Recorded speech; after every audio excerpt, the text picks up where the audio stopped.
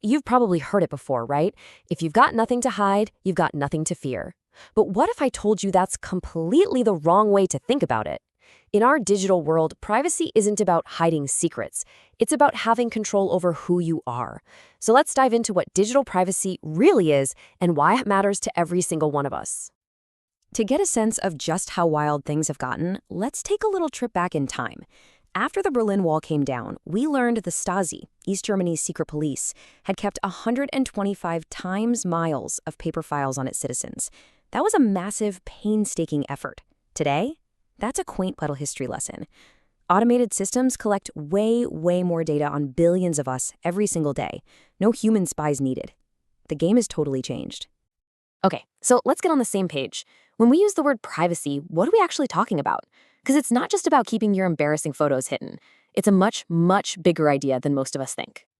You can really boil it down to three key things. First, it's the right to just be left alone, to have your own space without someone constantly barging in. Second, it's about control. You get to be the author of your own story and decide who knows what about you. And finally, it's about freedom from that creepy feeling of being watched, tracked, and monitored all the time. And this, right here, this gets to the absolute heart of it. Privacy isn't for criminals. It's for people who want to be individuals. It's what allows us to be ourselves, to try out new ideas, to make mistakes without a permanent record. As one legal scholar put it, constant surveillance forces you to just merge with the mass. You lose what makes you you. It's essential for our dignity. So how does this all play out on the internet we use every day? Well, we all love free stuff, right? But nothing is ever truly free. There's always a price, and that price is our data. I mean, it's a question we should all be asking ourselves. You download that free game or use that free search engine, there are no credit card charges. So how are they paying their employees? How are they making billions? The answer is pretty simple. They're making money from you, or to be more precise, from the digital trail you leave behind. This breaks down the business model perfectly. It's a pipeline. First, you use the free service. As you do, it's quietly recording everything, your clicks, your searches, where you are, who you talk to. Then all that data gets crunched to build this incredibly detailed profile of you. And finally, that profile gets used to sell super targeted ads. In this whole equation, you're not the customer. Your attention is the product that gets sold to the highest bidder. And don't fall for the line that anonymous data will keep you safe. Back in 2006, AOL released a huge data set of search queries for researchers. They stripped out the names, so they thought it was fine. But journalists jumped on it, and pretty easily they were able to re-identify people.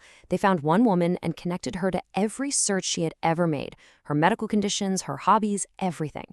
It was a massive wake-up call. This brings up a super important concept, secondary use. You see, the data collected about you, for one thing, almost never stays there. Your location data, which your Maps app needs to give you directions, that gets sold to data brokers who might sell it to hedge funds or to political campaigns. Data always finds a second, third, and fourth life, usually without you having any clue. Now, if you think corporations are a big deal, let's talk about an even bigger player in this whole data game, the government. When the state gets its hands on these powerful digital surveillance tools, the stakes for our basic freedoms get incredibly high. In the United States, the Fourth Amendment is supposed to be the bedrock of our privacy from the government. It was written to stop soldiers from just kicking down your door and going through your stuff without a really good reason and a warrant. But think about those words: houses, papers, and effects. What does that even mean in a world of clouds and smartphones? The old rules were simple, right? If the police wanted to search your stuff, they had to physically enter your space. But modern tech just blows right past that. They can use thermal cameras to see through the walls of your house, put a GPS tracker on your car to follow you 24/7, or scan your face in a public crowd. They can do all of this without ever setting foot on your property. So the big question is that still a search? Does it require a warrant? The courts are trying their best to keep up, and they've come up with this idea of a reasonable expectation of privacy.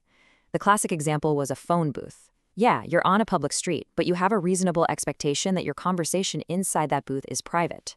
The problem is, as technology makes more and more of our lives public, our reasonable expectations just keep shrinking. Okay, so this all might sound a little scary, but it's not hopeless. So how can we as individuals start to take back some control? It really starts with understanding a few basic principles.